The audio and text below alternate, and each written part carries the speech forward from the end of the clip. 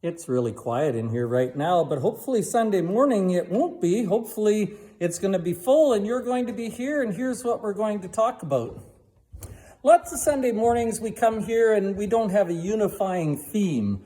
Part of that has to do with just the way I do things. I can't preach about something I'm not excited about. I can't preach about something that hasn't challenged me recently or something it can't be something that's just old news. It's got to be new and exciting to me. So having said that, I can't plan ahead 6 months. I have no idea what will excite me or challenge me 6 months down the road. So I kind of just preach whatever I become excited about each week. And so what that means is often the Bible study does one thing and the sermon does something else.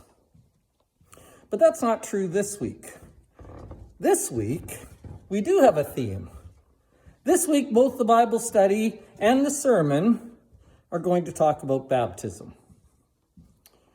We've been going through 2 Kings in our Bible study at 10 o'clock, and we're in the 5th chapter right now. 2 Kings chapter 5 is the story of Naaman. Some of you will remember his story just in outline form. Naaman is a gentleman who has leprosy, a skin disease. He wants to be healed, so he goes to God's prophet and asks what he should do. Elisha the prophet tells him to go dip himself in the Jordan River 7 times. Essentially, go baptize yourself and you will become clean. You might remember those simple details.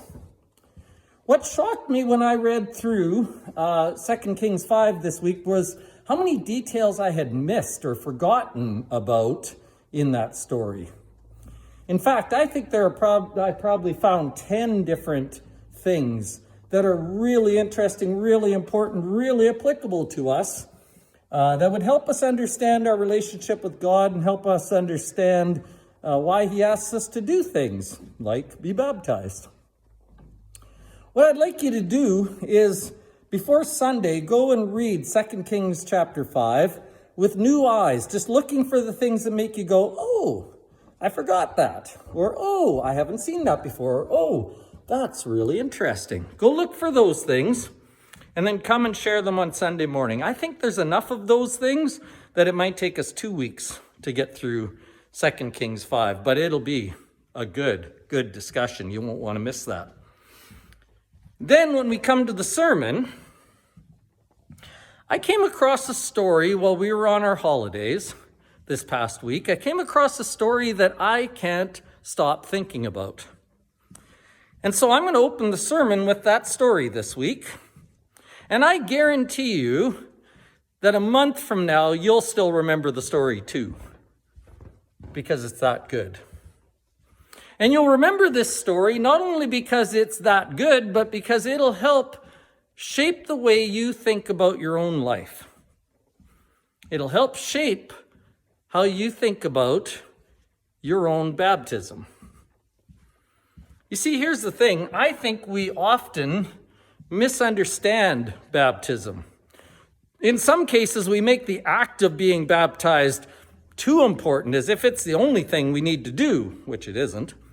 And in other cases, we minimize baptism and make it as if it's unimportant, which it is not. It is super important.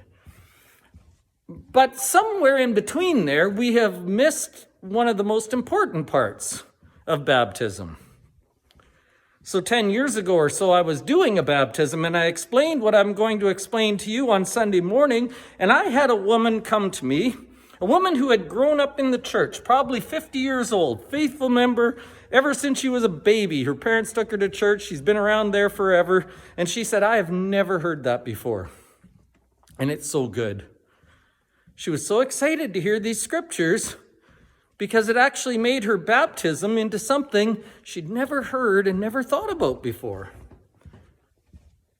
Somehow we've missed the point. And so I want to make sure we understand. I want to make sure we see it properly. I want to make sure that we value our baptism, not only for what it is in the moment, but for what it gives us now. The sermon is called More Than a Moment, Discovering the Ongoing Power of Our Baptism.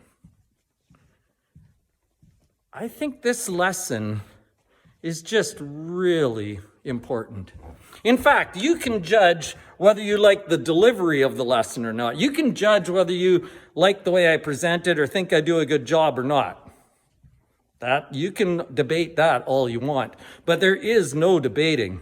This point is important, and it has to be heard.